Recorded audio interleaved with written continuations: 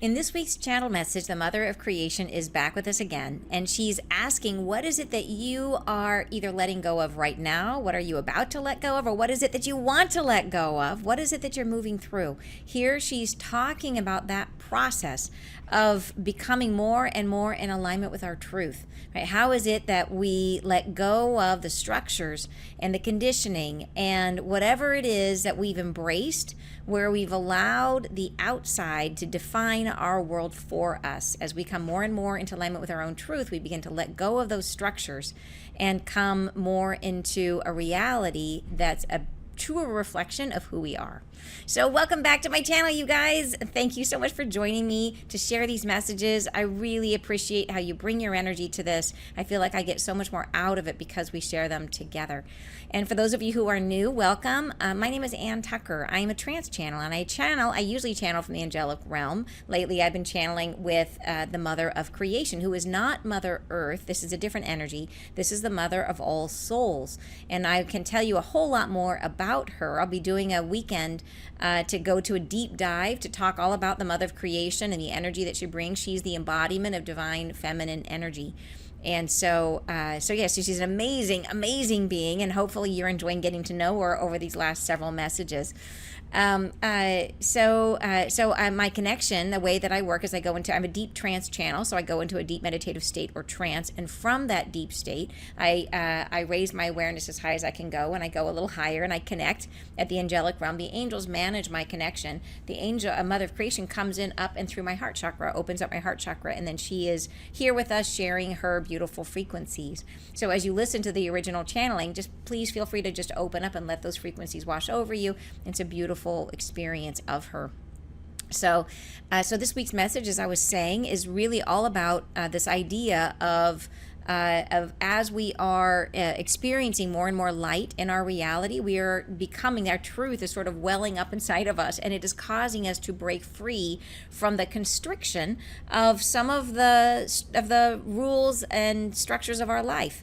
That it could be that maybe you're going through change right now in career, it could be in relationship, it could even be in your belief systems, it could be maybe you've been part of a religious situation and it's no longer fitting for you. It could be anything, any of the above.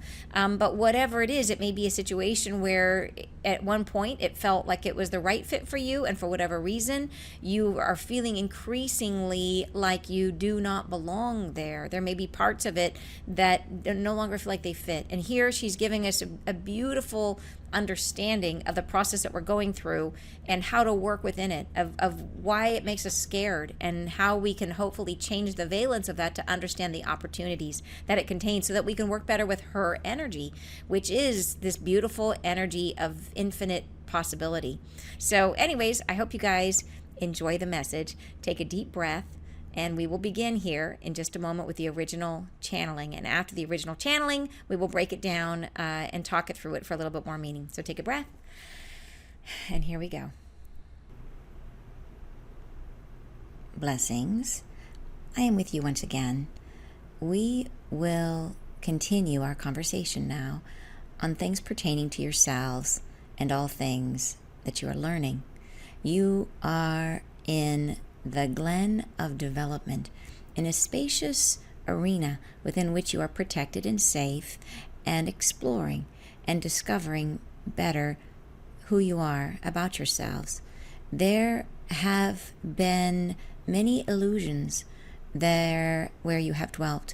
There have been many ways of confusion. There have been leaders along many pathways with half-truths that they've shared, which you've been exploring, and discernment has been the muscle that you are building. It is a process of discovering your own truth, that which you can share, and then through the alignment to that truth, you align yourselves with one another, discovering further and further, greater and greater truths because of that alignment. The processing that you are settled within at the moment is one of discernment. It is one of understanding where you've been misled. Misleading is not predetermined. It is not an envelope that you are forsaken to. It's not a space where you're obligated to stay. It is a placement of choosing. It is a way of belonging, most times, a way of understanding a world that is often confusing. And you have adopted these pathways as ways of belonging, as ways of joining, as ways of being with one another in a shared illusion of constraint. These have taken the form of many religions, many topiaries of belief, long, elongated systems within which the original truths have suffered within their own discernment, where they may have been lost or followed blindly beyond faithful. And there are also ways of knowledge which have been understood where you've been predisposed in your discernment to choose for the self and not for the all. Ways of knowledge wherein you've been guided or misguided to understand things from the heady pose of suggestive toil, as if working through the understanding of logic alone will bring back to you memories that you've forgotten. And this is not the case. All understanding going forward will emanate from the truth of your own self, of your own soul, through the connection restored to your own memory of what has been, what you've been, what you can become. The internal memory function is guided by the heart, yes, and by the soul of all memories, the soul of your understanding. Truths, as they are to come, are seldom fought for, but often feel as if they have been an obligation, as if it's something that you are meant to understand, but cannot remember, and heaviness can engulf them, as if the discovery of them is painful. This is a process of internal healing, a process of accepting yourself, piece by piece, aspect by aspect. Long periods of forgetfulness are wrought with suffering. Forgetting the self is a process of accepting another person's truth as your own, a process of forgetting your own justification for coming to earth, your own process of accepting the embodiment you've taken. And these pieces of self, which you have subscribed to another, which you've given away, which you have, through obligation, forgotten, are now coming forward in response to the illumination which you've been bequeathed with. You are now the long-suffering souls coming once again into the light of their own truths. This process of forgetting and remembering has been instrumental in the discernment of what you are. It is a process of feeling forgotten and then seeing in the juxtaposition against where you are what feels like truth for self. You have been experiencing this at times throughout your lives as you have accepted the truths of your parents, of your culture, of your churches and mosques, of your ways of belonging. You have felt yourselves engulfed by belief systems that overtook you at times, and then shaken free, you find your own wings, and you feel yourselves begin to separate from that which you once accepted more blindly. This is a process of discernment that you are building. Who am I? Who am I against that which is imposed upon my world? As you shake free, truth becomes the instrument of your guidance. Truth is the disruptor. It is the disrupting point of acknowledging self. Truth, as a breaking force, breaks apart that which holds you down and within constriction. It is a method by which you free yourselves, a method by which understanding takes hold. It is not an easy process, always painful at times, because relationships can be lost. You can find yourselves adrift without knowing which way is forward. And within that space of having believed something and then to disavow that something, often distrust of self is formed. If I believed that once, what shall I be duped with again? Will I be misled? Will I mislead myself? How could I have so fully accepted that which I now hold as false? It is intensified by the reality, which is that within each falsehood there is often truth. There are kernels of truth around which falsehood is blended, and this makes discernment that much more difficult. I would say, for the soul that you are, to have faith in yourself, to understand the journey toward your wholeness is one within which truth breaks apart that which has been false. Truthfulness of your own expressiveness brings you closer and closer onto the precipice of your own becoming. It is the self embracing the self, allowing the self to break apart, to free yourselves from that which has held you down, whatever that may be. Sometimes these truths are not held as religion or even culture, but as faith in a system of belonging, such as faith in an economic path or faith in a professional path. And these truths must then be questioned and questioned again. And within your question, you will find the cages rattling around yourselves as others who have obligated themselves to share this truth with you are threatened. And this makes the difficulty harder. The shaking free of what has been is not an easy process. And I would guide you now to embrace your own truth, to hold faith and hold steady in what you are. The more you accept the fullness of your own soul, the easier it becomes to break apart that which has been limitation. Once you are free of said truths, which are no longer true, you will find yourselves in a space and placement of self that has less structure, that feels free-flowing and open, as if there are no walls and no floors and no way of knowing which way to direct your energy. And this is all right. This is a space of becoming something new. Fear not the space of the void. It is a space light-filled. However, the space feels in darkness because your own awareness has not yet consecrated it with structure. It is space of infinite potential, the space within which I am most potent. It is the fullness of all things, and from within all things, the possibilities that can emerge are brand new, never before suggested. This can be disconcerting when you are accustomed to rigidity, when you have been guided by another, when you are not accustomed to creating your own truth, when you have not endowed your reality with the fullness of your own self-consecration. Be patient with this process. Do not expect yourself to be found immediately. Allow the gestation period to expand into its fullest gesture. From within this patience, something new can unfold, a new and more complete embracing of your own soul.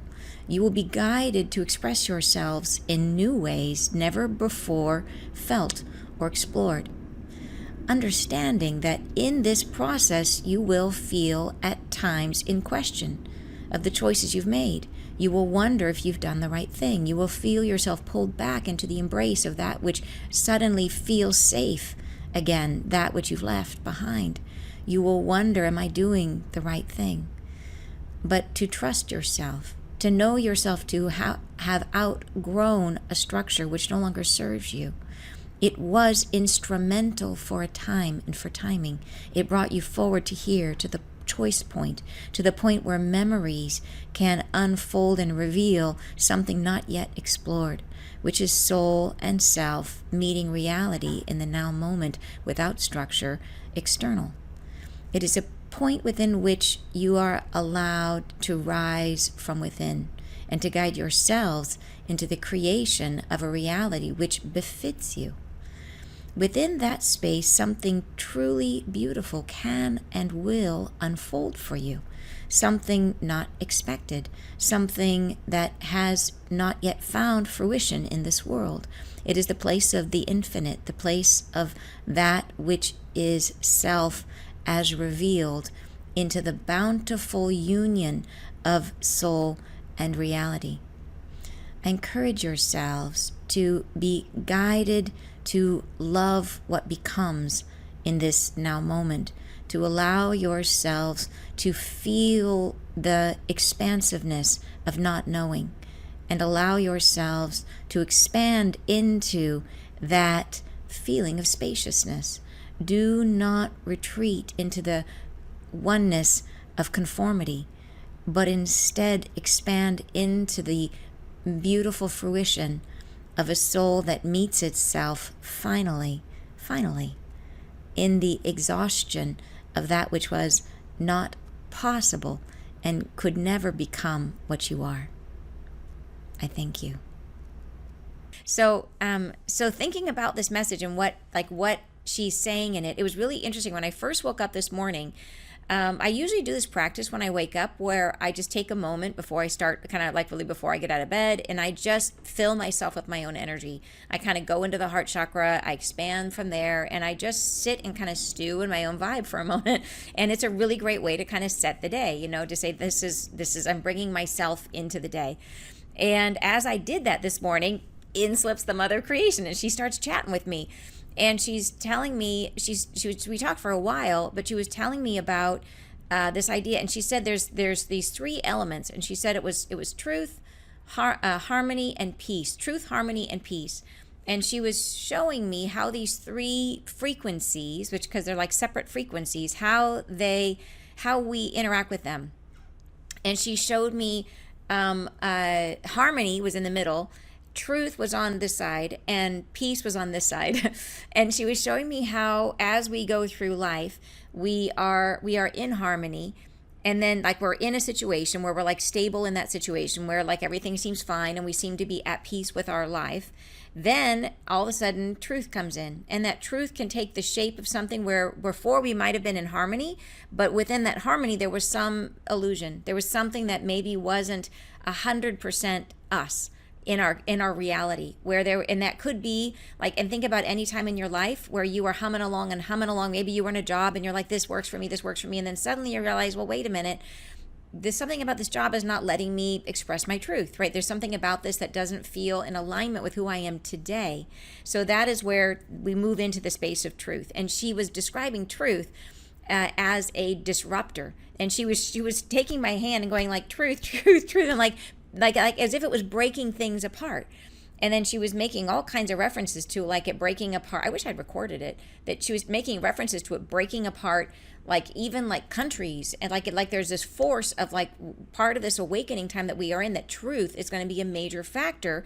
And she said truth, the energy of truth is disruptive, that the point of it is to shatter old illusions. And those illusions, like they're talking about in this message, are like illusions of belonging, things that where we have decided to come away from our personal truth to blend into conformity.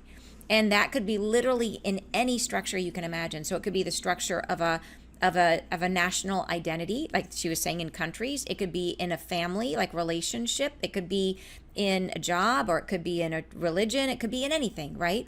And that we might feel at one point that we're in harmony with that, but then over time something comes forward for us and we realize that it is no longer speaking our truth, that there's something in us that is evolving, and that truth comes to the forefront, and it can no longer stay in harmony with things that are not aligned with it. So the truth becomes this incredibly disruptive power, that it shatters old forms.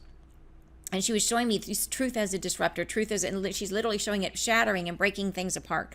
That it's like, it's almost like growing from the inside out and cracking outer constraints, anything that was holding it back. And it is this idea that it's this incredibly useful tool, because without it, we might always stay within these structures. So think about when you're a little kid, how there's certain structures that you actually need because they help you grow. Like think about a car seat for a little child, right? And how at a certain point that car seat is really, really helpful because it keeps the kid safe in accidents. But over time, the kid is going to grow and grow and grow, and pretty soon that car seat is no longer safe. That you put a teenager into a little car seat, and it's not going to keep them safe in an accident. That they have to break through that outer shell. They have to free themselves from, so the car seat is a very physical metaphor, but it applies to any kind of structure. So it could be that a certain time in your life that maybe you were raised in a religion and it brought you into spirit, but then at a certain point, there was some part of you that thought, this is no longer aligning with my inner truth. And you come to this awareness. And that awareness then breaks apart your connection or your involvement or the degree to which you accepted that doctrine, right? So we go from harmony and then we go into truth. So it's like we're kind of in the middle like this, harmonizing, and then we veer into truth. Truth breaks stuff apart. And then as that settles, we move into peace. And peace, she said, is that space of like the void. It's a space where we get to a place of things are not yet defined, where we've broken something apart. And now it's almost like if you imagine swinging like this, where you're here, and all of a sudden you swing this way, and then you overcorrect this way, right? And then you gradually come back into harmony. But when we're over here in peace, and that is a lot what she's talking about in this message, we go into this space where things are settled and things are quiet, and you have a moment where you can decide what your new truth is going to be.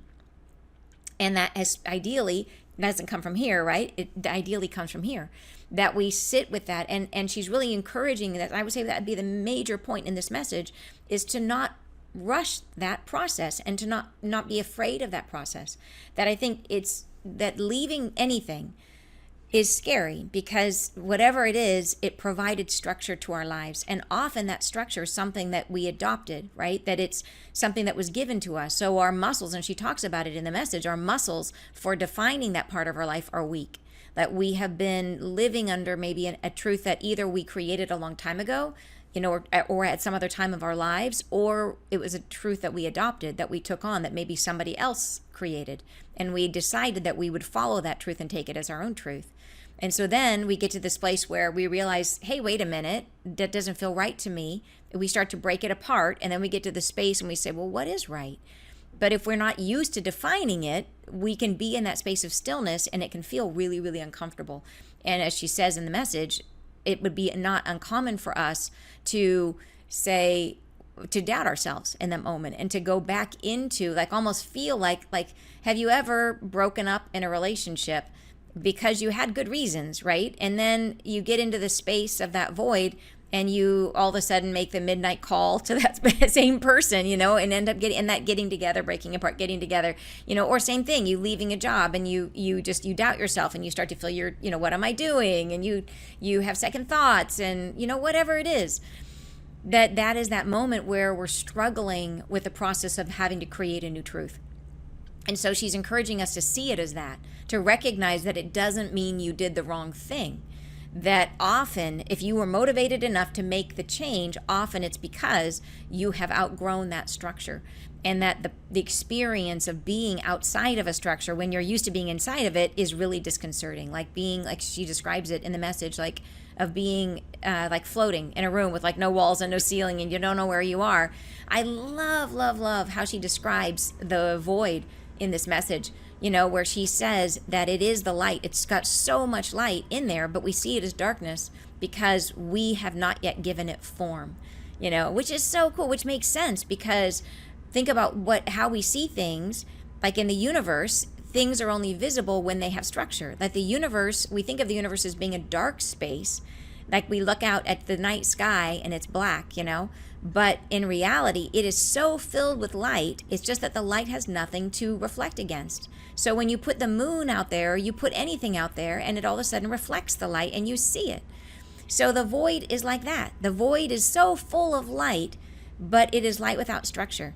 And so we go into it, and all we see is the dark, and we freak out and we think, oh my gosh, like, what am I doing? And why am I here? And why did I leave that? And was I wrong? And did I make the wrong choice? And we second guess ourselves and undermine ourselves. And then we might not get the full value out of the change that we just made. We might make half a change. We might say, oh, okay, well, I feel really scared. So rather than making a total sea change, I'm not going to move totally away from this neighborhood. I'll just move across the street.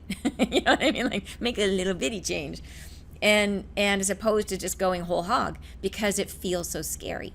And she says, yeah, so rather than thinking about it as the dark, think about it as infinite potential, as full of light. The time that you are in, when you're in this moment where you've walked away from something, or when you're in the process of seeing that your truth, even if you're just in the phase right now of seeing that your truth is out of alignment with where you are, if you're feeling like something doesn't fit you anymore and you're wondering how to get free, like what to do next.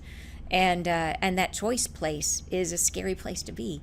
So I love how she's helping us to understand that feeling, right, that comes immediately afterwards. I even remember that you guys know I have had 2 marriages that ended, and neither of them were, it's never easy to leave a relationship like that. And in my second one, I remember driving away, and it was a relationship that needed to end. There's no question. But I remember driving away, and even though I knew, like my logic mind, my heart, everything, but the moment I left, even though it was the right thing to do in a billion different ways, I was like, I remember calling my mom and saying, just please remind me why I'm leaving. Like I just needed to hear it because it was so scary and so hard to leave the structure that I had been inside of, right? It was so hard to break it apart. And I just needed someone outside of me to remind me, because it was just, I could feel myself just entering that void space, because I had no plans, right? I literally left I didn't even have anywhere to go. Like I had my daughter and the 2 of us, like, I had my Vitamix blender and that was about it. And we went to a like extended stay, in one of those like Renaissance stay for the week type places. And then that was that sudden. So I was truly in the void. And I didn't know what was going to happen. But here's what's absolutely magic, is thank God I stuck to it, right? And I had the support of my amazing daughter, and my mom did help me and remind me, like, these are the reasons, and you know what I mean? Like I stuck to it, and I stayed committed, and because of that, like it was amazing how my new reality unfolded so quickly. Like it was just like that fast. Like I needed a place to stay, and from the moment of leaving to the time period where I needed to get a place to live, because my daughter was starting school in like 3 days, right? Like we had just come back from the summer, and within 8 days I was literally moved and in a new place, which is like, how did that even happen? I don't even remember how it happened. It was like somehow for that to happen, everything had to come together perfectly. So literally imagine from where you are today, if all of a sudden out of the blue you realize you have to move, and imagine from this exact moment right now, in 8 days you are established and moved into a new home, right? That's what happened. Which is like, how did that even happen? I don't even know. Like I wasn't packed, I didn't have movers, I didn't have a place to go, I didn't have anything. I didn't even know where I wanted to go. 8 days, that's how long it took. That is flow, right? That to me, that just shows me, when you are in that space of the void, how powerful it can be, how everything can align behind you to bring you to where you need to go. So yeah, it's just amazing to think about how like change is so terrifying. It's so terrifying. Angels always tease us because they tell us that we are terrified of change, and we actually are the frequency of change. It's just like so funny, because we're afraid of what we are. We're afraid of ourselves, but and it's true. Change is really, really terrifying, and the void feels this so scary, so funny, because now knowing the Mother of Creation and knowing that the void is actually her energy, I really hope through these conversations with her that we can change our feeling about change, that we can change our feeling about the void, and recognize it. Like if we understand what it is, and we start to honor that space and honor that not knowingness, and to recognize how powerful it is. Like I wouldn't want us to just start changing things willy-nilly because we're like, oh, I want to get back in that space. But but maybe it would help us to not stay in situations we're not meant to be in, Like how many of you have stayed in something long past the time when you should have gone? And I am included in that, right? I have stayed longer than I should have in various things, various times in my life. And we do it because, we're afraid of change, because we can't see what's next. We don't know what's coming. And we are always told, hey, don't leave the first job until you have the next one lined up. Don't jump until you know where you're landing. And that's not what Mother Creation would say. She would say, when you choose from the place of where you are today, you are just creating more of the same. We've got to be willing to step into the void to actually create something brand new, to step away from our karma, from the stuff that we're healing, right? To open up to something brand new. We have to be willing to go into that space of the unknown. And we just have been calling it, like that idea of not knowing, we judge it. We judge it. We think it's wrong to be uncertain. We think that there's something bad about that. To not have a plan, to leave something with no plan. Think about what you feel or think, what we've been told about that person who leaves with no plan. We have words like drifter, right? Like these really negative connotations for someone who leaves with no plan. That they're they're getting off the path. And it's we don't think positively about it. We think that person's irresponsible or whatever it is. Well, I think it's time to re-script that, to think about it differently, to recognize that there's so much power in that moment of stepping into the void. Like, I wish our culture, and I speak for Western culture, and there may be other cultures in the world that I'm not aware of that do this, but I wish we honored the liminal moment, the time between things. The liminal moment is like the moment it is like the void. It's the moment of change. Like, liminal moments are like major birthdays or major, a moment like where you change state from one thing to another is a liminal moment, like a moment of massive change. So, going from single to married or married to divorce, or those would be like liminal moments where you embrace major change in your life. And there are some cultures that I think do a better job of celebrating those. Like, we certainly have celebrations, like we do weddings, and we should do divorce ceremonies too. We should have like some sort of like a liminal moment celebration of like you are making a change.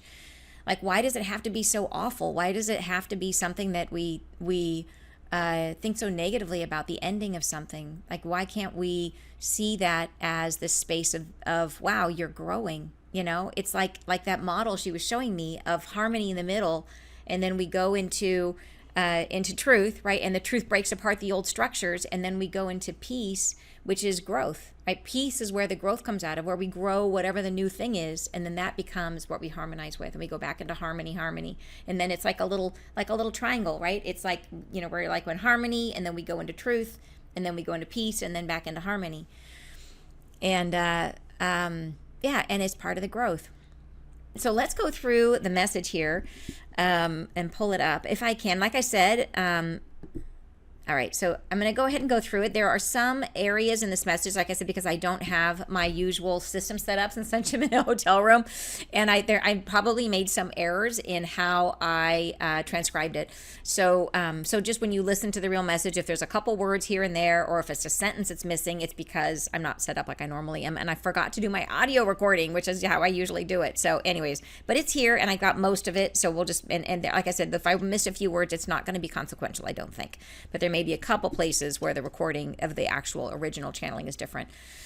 So like I said, this is mostly Mother of Creation chatting with us, with the angels facilitating the connection. So you hear them coming in, you hear some of their wording here and there.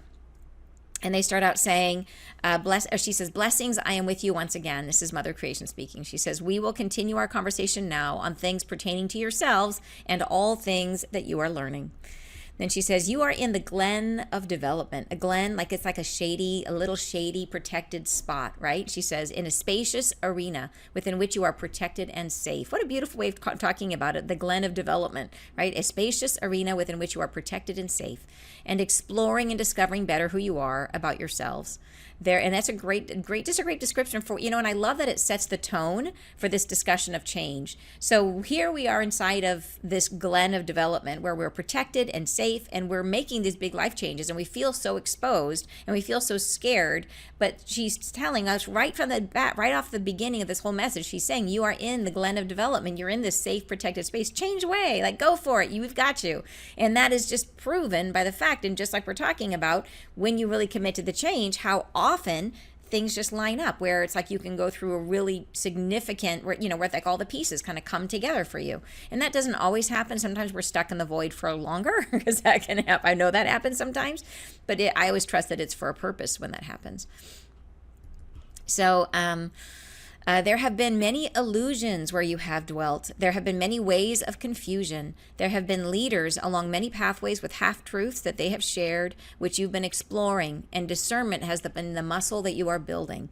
So this is kicking off right in the beginning of the message. She's letting us know this is what we're really talking about, is places where we subscribe to a particular belief system, to a particular community, to a particular self-identity, to a particular relationship, and then we get to a point where we realize that there's something in it that is not true for us anymore, right? That it starts to feel like we're living in an illusion, and it might feel like it's a half truth. And I like that she describes it here as half truths, because she talks about that later, that there's a kernel of truth in it, right? There's something in it. It's not like it's all bad. Otherwise, we would have never gone for it, right? If it was something that was all bad, we would have. And I think about that with, like, sometimes you'll run across spiritual practitioners or any kind of religious practitioner, and they maybe you happen to know that person, like, okay, one that comes to mind, John of God. If you've heard of John of God, he was just known as this incredible healer, right? Like, could perform miracles.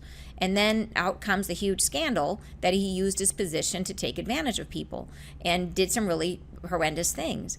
And but that doesn't in any way change the fact that he also healed people. He was both, right?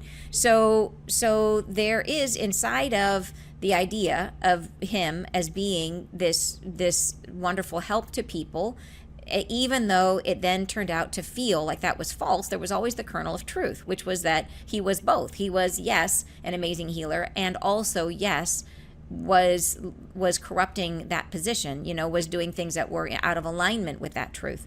So it's both, and that can be very, very confusing for us when we're in those environments that we fall in, because there's a truth, or we would have never been attracted in the first place to whatever it was, right? Whether it was a relationship or a profession, there was something good about it which brought us in. But at a certain point, we grew and we outgrew the truth, right? We all of a sudden, the falsehood, it was almost like, imagine that truth is like a thermometer, right? Like, and we're looking at it like, you're over the course of your life, that barometer is going up, up, up, up, up, and you're getting more and more and more truth. And maybe that at a certain point you're following someone like, say, for example, a John of God, or any other healer, or could be a spiritual leader, or could be something even outside of spirit, a job, so that you've got a job. And at a certain point in your life that you're in alignment with that, because you're at 10% truth, and the job has, out of its, it's got 20% truth. And so you're happy there until you build up your thermometer up till you get to the 20% truth saturation. And then all of a sudden you're above that, you've got more truth, and the job only has 20% truth. It's 80% false and 20% true. And you're now at 25% true, and you're extra 5%, you start to feel more and more and more out of connection with that job, right? And the more truth you gather, the more self you know, right? The more you become out of resonance with that job. And if it keeps growing, then pretty soon it's going to break. That truth is going to break apart the structure of the job. Oh, it's an interesting metaphor, isn't it? Hopefully that made sense for you guys. But visually in my head, it makes sense. It's making sense in my head. Hopefully that conveys. But I think it really helps to understand the mechanism, right? How truth kind of starts to break apart, how we acquire truth, how sometimes we fall into something that later we fall out of because it no longer fits us, So lots of illusions that we've been in. And the illusions, like I said, there's no fault, right? Because at a certain point, we were in resonance with the piece of truth that the illusion held. And we've been building the muscle of discernment, which is that building up our truth. So then next paragraph, she says, it is a process of discovering your own truth, that which you can share. So we're meant to share our truth. And then through the alignment to that truth, you align yourselves with one another, discovering further and further, greater and greater truth. So we're meant to share our truths with one another, building truth between us, finding points of resonance and agreement between us through truth. Because of that alignment, she says, the processing that you are settled within the moment is the process you are settled within the moment is one of discernment. It is one of understanding where you've been misled. So this is the situation we are in life right now, and I think in particular right now, is one of going through things and feeling where we are out of resonance with things in our life. And that place of out of resonance means our truth has grown, right? Where we are, whatever truth was existing inside of that, whatever it was, religion, faith-based, whatever, relationship, career, that we now have more truth, and we're no longer feeling connected to it. Misleading is not predetermined, she says. It is not an envelope that you are forsaken to. It is not a space where you're obligated to stay. So in other words, we come to earth. I think we may be born into like a family that has a particular belief system. But she says that we're not predetermined to accept it, that our reaction to it is always a choice. So she says it's not an envelope you are forsaken to. It is not a space where you're obligated to stay. So this is always a place of choice, always. Even if you're born into it, it's still a place of choice. It is the placement of choosing, she said. Is it a way of it is a way of belonging. So that's why we get sucked in, right? Most times a way of understanding a world that is often confusing. And you have adopted these pathways as ways of belonging, as ways of joining, as ways of being with one another in a shared illusion of constraint. So how amazing that we are now trying to finally get to the idea of a unified consciousness, which is the ultimate belonging, right? The ultimate belonging. But how perfect that when we did not have unison, or unified consciousness, when we've been in separation, we have craved that, right? We crave the idea of belonging to the point that we were willing to forsake our truth in order to have the semblance of belonging.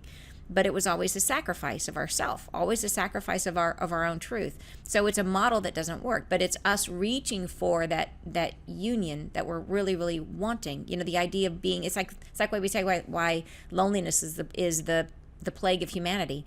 You know, it's because we all remember at some point what it was to be in a unified consciousness, to be in one with all that is. We have that memory somewhere baked into us. But then as we separate further and further and further away from that original point of origin, you know, we get lonely and we try to find it again. We try to recreate it, but we recreate it by subscribing to things that are not us, by giving parts of ourselves away in order to become one again, you know, but we can't because we're not actually honoring ourselves. So, yeah, it's a shared illusion of constraint. Next paragraph. These have taken the form of many religions, many topiaries of belief. I like that idea of topiaries of belief. She was showing me, when she said that, she was showing me how trees branch out. And it's like the religion may start here, like Christianity, and then it will branch here and here and here and here. And there's like a million different flavors, right? Topiaries of belief. And so it could be that way about a religion. It could be that about anything, that it can branch off in a million different pieces to find the particular space that resonates for you. Topiaries of belief along elongated systems within which the original truths have suffered within their own discernment, where they may have been lost or followed blindly beyond faithful. So what she's saying here is that most of these, whatever the belief system is, that it usually starts with the truth. And then it loses itself because of, you know, like she said, being lost, followed blindly, or followed too faithfully. You know, there's a million. It gets corrupted by personal gain. So whatever it is that you were a part of, it may have started out in a place that felt like truth, or that did begin with truth, and then over time just got lost to itself, right? A million branches. And then she says, and there are also ways of knowledge which have been understood, ways of knowledge, right, where you've been predisposed in your own discernment to choose for the self and not for the all. So this is that idea of ego, where we've been working from the head and choosing what we want, that's self-serving, as opposed to that in benefit for everyone. Ways of knowledge wherein you've been guided or misguided to understand things from the heady pose of suggestive toil, as if working for the understanding of logic alone will bring back to you memories that you've forgotten. So this is how I read this, is that it is the idea of being in our own head, and that idea of work hard, play hard, that when we work super, super hard, when we are going at things purely from the head, from the ego standpoint, as if, and not that working hard is bad, but it's that idea of trying to force our world as opposed to flow with our world. As if working for the understanding of logic alone, right? So we'll bring back to you memories that you've forgotten. And the memories that we've forgotten is unity consciousness. So unity of ourselves, unity with the whole. So, and it's that idea that we can force our way back into that feeling of belonging, feeling of connection, that kind of stuff. And so this really makes me think of, like, I've known people in my life who really thought that like they were seeking love, they were seeking self-love, and they thought they could find it through success. You know, they thought they could find it by becoming a certain type of person, how they defined success. And the crisis point came when they achieved whatever success they defined and got there and discovered that they didn't love themselves any more than they did before. And so then becomes the moment where, okay, do you in this moment, do you go back and look at your original assumptions, right? Do you realize that self-love doesn't come from something external, right? It doesn't come from success, from the head, from working hard. Like, that's not where self-love is born. Like self-love comes from this process of integrating all parts of our, from accepting everything we've ever said, done, felt, everything we've ever experienced. It comes from that process of figuring out what we're repressing and bringing it back up into our heart. That's where the love comes from. It's the feeling of being internally unified. That's what self-love is. But we frequently get in our head and we think, oh, I'm going to solve this bad feeling I have by being successful or being whatever, being the most, service oriented person I can be, by giving more of myself away, whatever it is, being the most helpful. That's how I'm going to be loved, whatever it is. We tell ourselves these stories, right? So, and thinking that that's going to bring us back into that feeling of connection with ourselves and others. Then she says, this is not the case. All understanding going forward will emanate from the truth of your own self, from your own soul, through the connection restored to your own memory of what has been, what you've been, what you can become, which is unity, unified self, right? So all truth going forward will emanate from the truth of your own self. So this is really like a sea change that we're going through, and it's really talking about the changing times that we are in, that more and more it's going to be impossible for us to ignore the pull of our truth.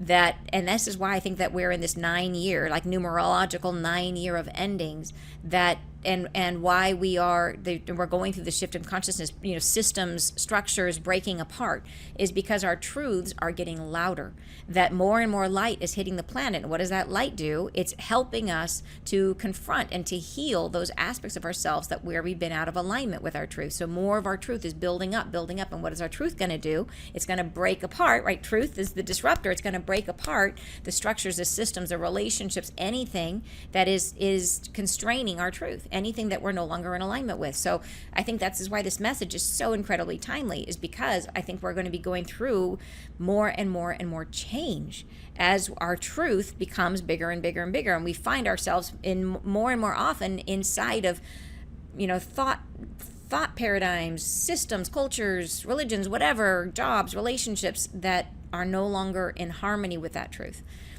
So So all understanding going forward will emanate from the truth of your own self, and that truth is getting bigger, right? And your own soul, through the connection restored to your own memory of what has been. So our memories are being restored. The light's coming in, right? To that idea of unified self and unified whole. The internal memory function is guided by the heart, yes, by the soul of all memories, the soul of your understanding. So it's guided by our higher selves. Truths, as they are to come, are seldom fought for, but often feel as if they have been an obligation. So this is a really interesting statement. Truths as they are to come are seldom fought for, but often feel as if they have been an obligation. So I think what this is saying is that it's not like we settle down one day and sit in our easy chair and think to ourselves, what truth can I come up with today? Like it is a thing that springs up on us, right? It's like our truth, it's like it builds up inside of us and then it overwhelms us and we can't ignore it anymore. And I think that is because of the fact that we are change adverse. We frequently are not looking at our lives saying, what can I break apart today in my life? We go through our lives with our own little sledgehammers. How can I destroy my life today? We don't do that. It creeps up on us to the place where we find ourselves irritated with what is, where we find ourselves, it's like this wearing an itchy coat. Or my grandma used to have these chairs that were made out of horsehair. They were like antique, fancy chairs. And they had original horsehair upholstery. They were the worst chairs of all time. It's like if you were the unlucky one, you got stuck on the horsehair chair because horsehair is really coarse. And it poked up and it poked you all over the place. And yeah, that's what it's like when your truth is like sitting on grandma's horsehair chairs. So we don't go looking for it, right? It finds us. Our truth starts to evolve because we're living in a world, we're confronting ourselves, we're discovering through contrast where our truth is out of alignment with where we are.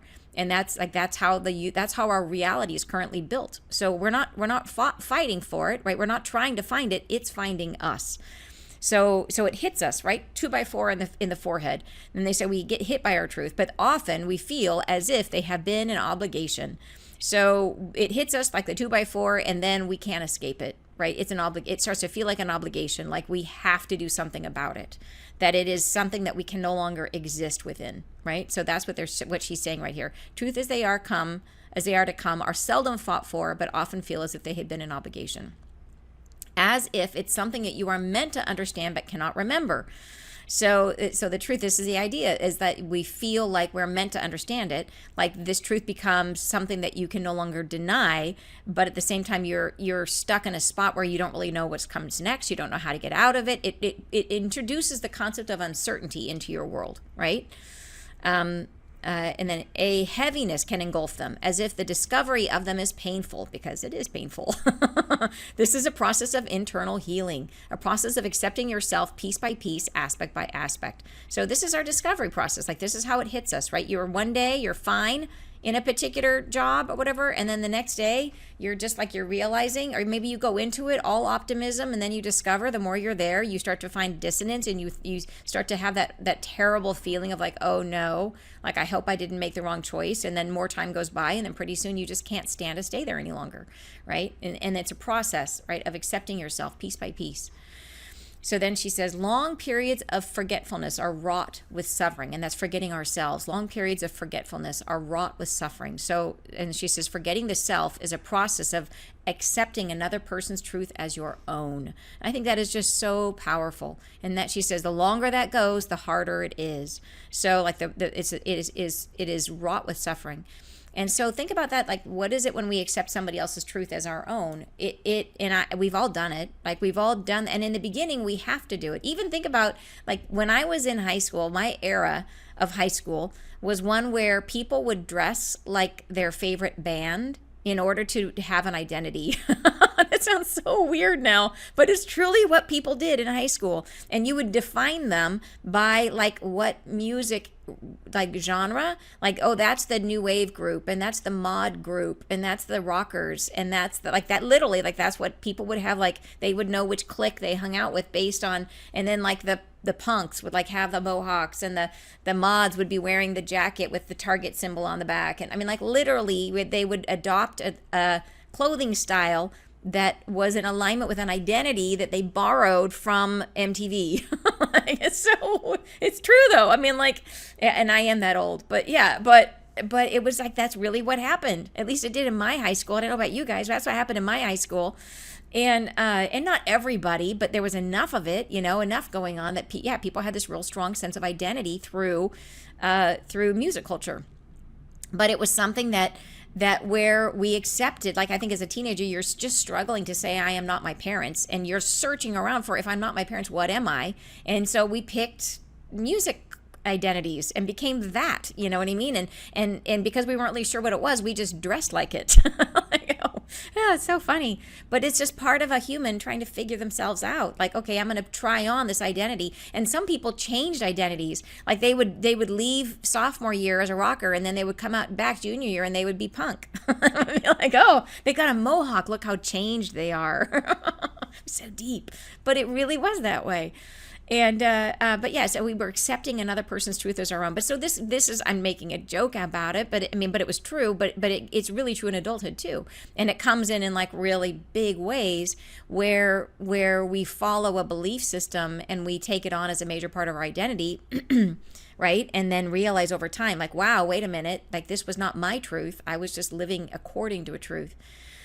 So getting back to that idea of like, like needing to like the idea of a nuclear family. And then when and if you ever go through your first divorce, and then all of a sudden you lose that idea of a nuclear family, and how hard that is because of the concepts written around it, what nuclear family means, and giving that up. Yeah, it is that's a truth that had meaning and you can no longer belong to.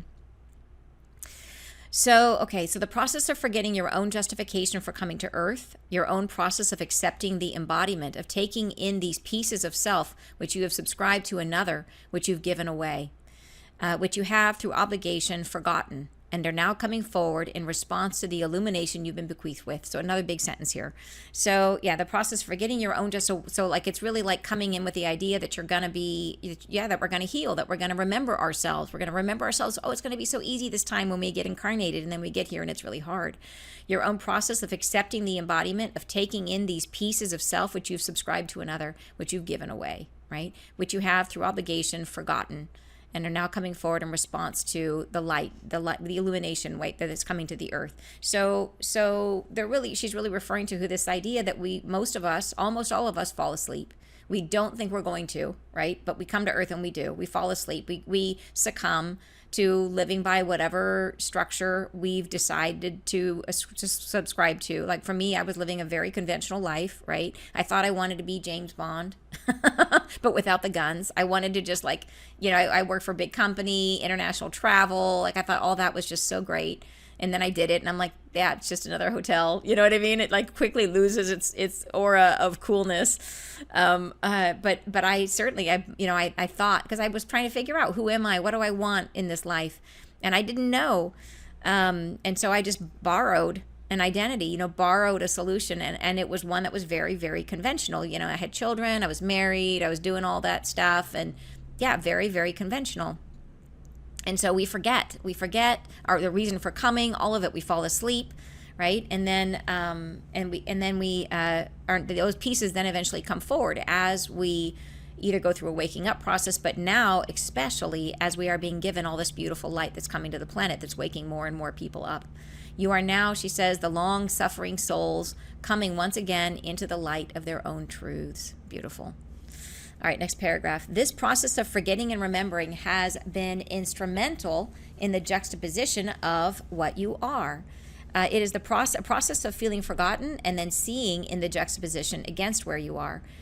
What feels like truth for self. So it's that idea of being in something and then recognizing the pieces of it that are not in alignment with who you are, right? And that opposition or that contrast is what helps us to understand who we are. What feels like truth for self. You've been experiencing this at times throughout your lives as you have accepted the truths of your parents, of your culture, of your churches and mosques, of your ways of belonging. You have felt yourselves engulfed by belief systems that overtook you at times, and then, shaken free, you find your own wings and you feel yourselves begin to separate from that which you once accepted more blindly, right? And this is a process of discernment you are building. Who am I? Who am I against that which is imposed upon my world? So it's really like trying to see, and that is a thing that when we're really stuck, when we're really in something, like it's like, so have you ever had the experience when you were a kid of thinking that your family was normal because you just didn't have an experience of any other family? And it isn't until you're an adult and you go out and you meet a bunch of other people and you see a bigger world that you realize that your family was not normal and that your way of doing things was not the normal way of doing things. And you see it with clarity. But when you're in it, you are in it like a fish is in water, and a fish can't tell you what water is because they're so deep in it, right? And so we just accept it blindly because we don't know any better. So as we get more and more truth, more and more, and then we're able to see things and see the contrast and see where it's out of alignment with our truth, with who we are, what feels wrong to us. And that doesn't mean wrong as a judgment universally, just wrong for ourselves, right? Not in alignment with who we want to be.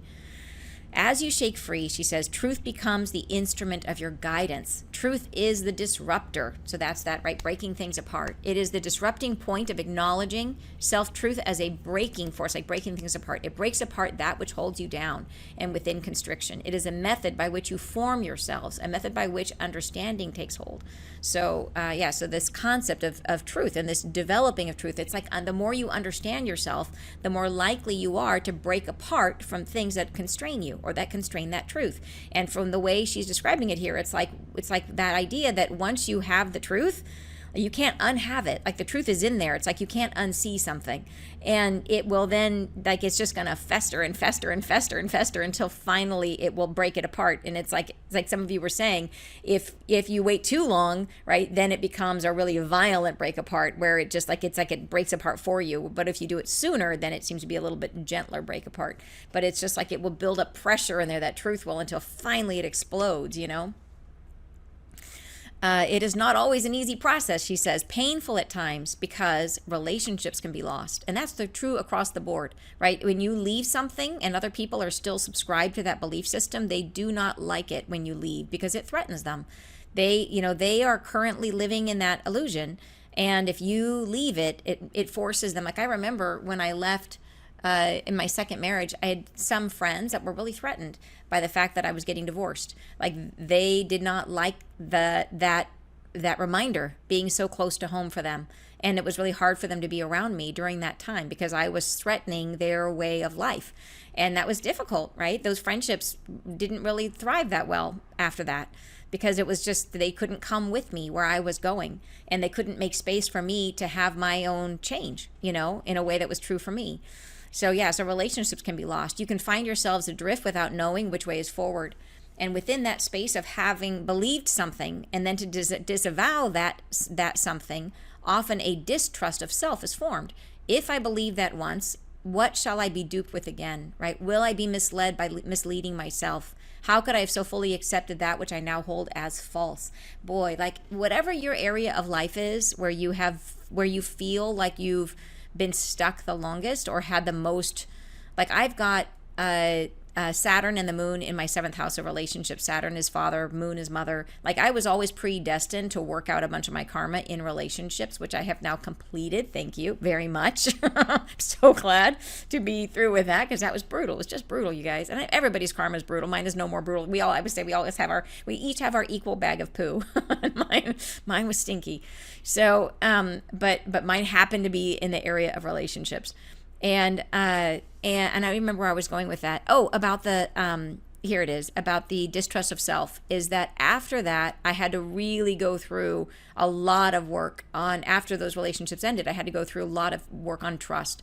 And there was that feeling, like I remember having this one dream where in the dream, I'm in the front seat with one of my past relationships, and in the dream, he's being super nice to me, and they've just been kind and thoughtful and sweet, and I'm really enjoying it. I'm really feeling like, wow, this is amazing. This person is being so nice to me, and but then this voice in my head comes in, and it says, "Don't trust it. It's not real. Don't trust it. It's not real."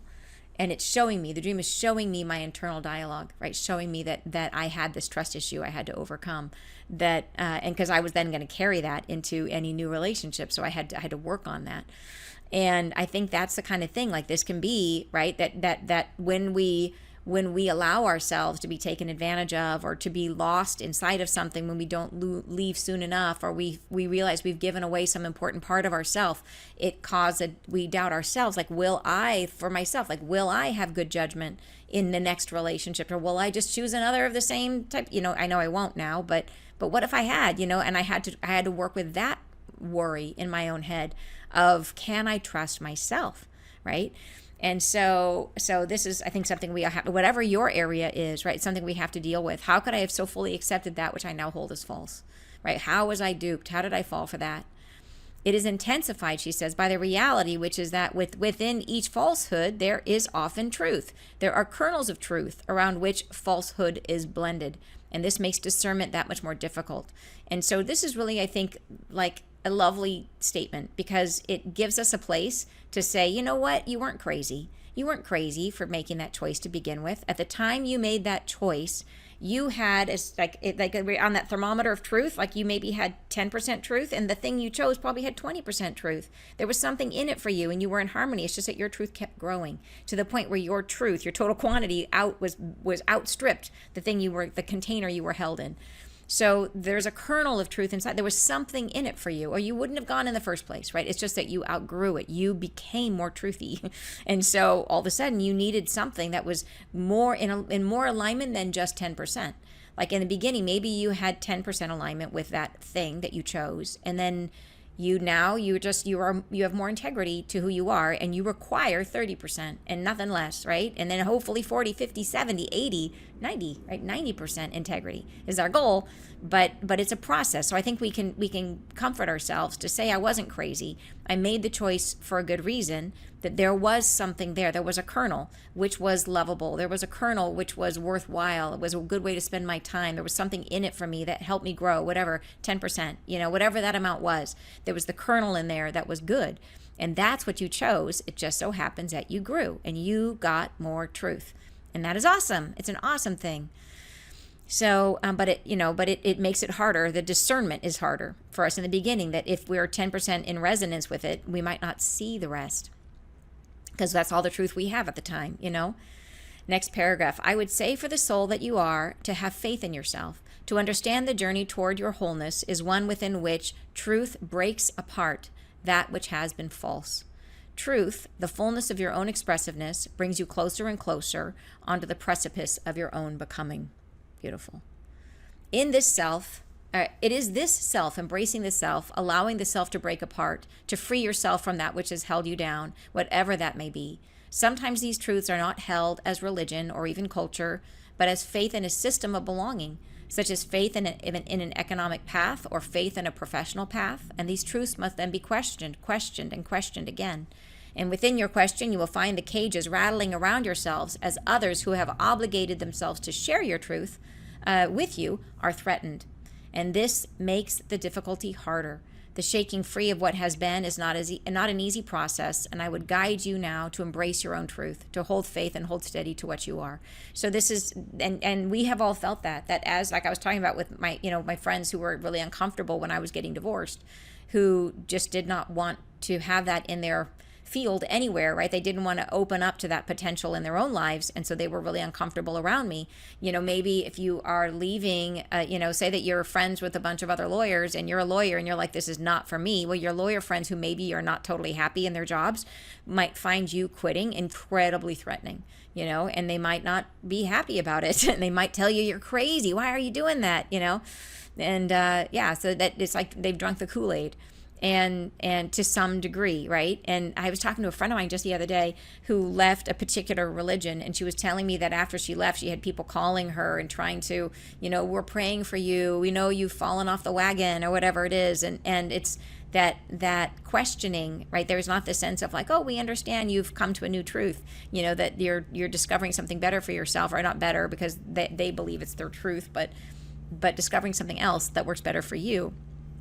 Nope, it was, oh, you've gotten lost, right? You've gotten lost, you have to come back. So, okay.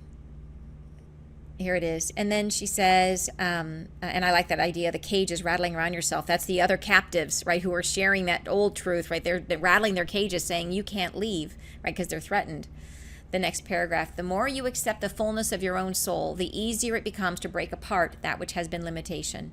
Once you are free of said truths, which are no longer true, you will find yourself in this space and placement of self that has less structure, that feels free-flowing and open, as if there are no walls and no floors and no way of knowing which way to direct your energy. And this is all right. This is a space of becoming, right? The void she's talking about, a becoming something new. Fear not the space of the void. It is a space light-filled. However, the space feels in darkness because your own awareness has not yet consecrated it with structure. I love this description of the void, right? She says it is a space of infinite potential, the space within which I am most potent. But I love this idea that it is the void, the space we go where we've decided to move away something, but we don't know what's coming yet. And we're in that space of where things have not been defined. It feels like a scary space to us, but I feel like we need to redefine it, right? And think of it, it is dark like the universe, but the universe is actually filled with light. It just needs structure to reflect the light. And so as we create within our world, as we enter in the void into that what feels like a dark universe, not to fear it and not to think that just because we don't see anything, there's no light. It's just giving us the space to create something brand new and to see it as infinite potential, to change the valence of what it means to us, that not knowing, lack of structure, does not have to be scary. We can feel the potential of that space and feel it moving through us and work with it, as opposed to constrict and tighten down and cling on, which is what we do, right? We get into that space and we immediately grab for whatever we can grab onto, right? For the safety life vest or whatever. But in fact, she says, no, go to the middle of the ocean and float around and then see what blossoms from out inside of you. Yeah, amazing. And then she says, it is the fullness of all things, and from within all things, the possibilities that can emerge are brand new, never before suggested. This can be disconcerting when you are accustomed to rigidity, when you have been guided by another, when you are not accustomed to creating your own truth. Right? So think about that, because I think that is a really important idea, that when a particular area of our life has been defined by a particular truth, then it's like what one of you were saying is that your son had been all his life wanted to be a police officer. And when all of a sudden he discovered that he was no longer in alignment with that, well, that had been a guiding concept for most of his life from childhood, right? And then to all of a sudden get to the place where it doesn't fit anymore, then that, like, okay, that he's been guided by this idea. Well, what is going to fill that, right? What has as much power as that? And he didn't have maybe the muscle of coming up with something new because he'd been living within this idea for so long. So we have to give ourselves time to build the muscle of figuring out what our truth is. And so, creating a truth, creating something new for ourselves. And that's especially true if we're born into a particular practice. Boy, I was shocked when I went to Bali. And I took a tour that the place I was staying was this really cool like eco place, and the people that worked there were all lived within the village that this lodge was part of, and one of the guys took us to his home, to his family home inside the village, and showed us like kind of what his life was and how they lived. And we got to ask him a bunch of questions, which was fascinating to me. And I learned a ton about the culture. But what was amazing to me is that there was very little movement in the culture, that people were born into a family, and that family would have been living in that particular house for so long within this one particular village. A village would be like what we would consider to be like a development of homes, but it would have been built so long ago that nobody knows exactly when it was built, and nobody knows who originally built it. Like it was that long ago, like centuries ago, it seems. These original family, like 15 families would have formed this village. And it's still the same 15 families that have just been generations and iterations. And at times the family grows and they would just build more buildings inside of their little plot, just go up a story or whatever, or cram more people in. And if there's fewer people, then they just have more space. But it would be the same group. And then that family had a profession. So they may have been the priests, or they may have been the, woodworkers or whatever. And that everybody else who was born to the family would also be expected to do that particular profession. And it was very much like you were born into this and no one ever left. There was no moment where the family was like, we're going to move homes. Like, no, like their family has been and they all had, like, if the village had a rice plot, then each family member got one section, a defined section. Like this was their row, their section inside of the rice area. And they'd been farming that same exact section for hundreds of years, right? Like everything was so defined. The choice areas were so small. It was shocking. So imagine if you are that person who's born into that family and you're like, well, I don't want to be a priest, right? I want to do something else. I want to be a DJ, whatever, like how free do they feel to do that? Yeah, it's amazing. That idea that there can be the choice points can be so small, and the rigidity of that. So how big is the muscle, the flexibility to figure out what your own truth is? So I think we have to be compassionate to ourselves and to understand when we move into that space of the void that it may take us a little while, and to give ourselves some grace that what we may be doing in that moment is building the muscle of figuring out what our truth is.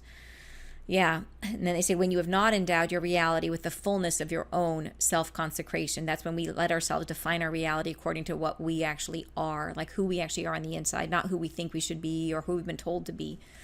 And then she says, be patient with this process, right? Do not expect yourself to be found immediately. That's the challenge. We want answers yesterday, And she says, yeah, it might not happen that way. Like you give yourself time to be in the void and to let yourself figure it out, to let it evolve. It's not even figure it out because it's mental. It's to let it evolve from inside of you. Allow the gestation period to expand into its fullest gesture, right? Get the most out of it you can. From within this patience, something new can unfold, a new and more complete embracing of your own soul. Beautiful. Then she says, you will be guided to express yourselves in new ways, never before felt or explored.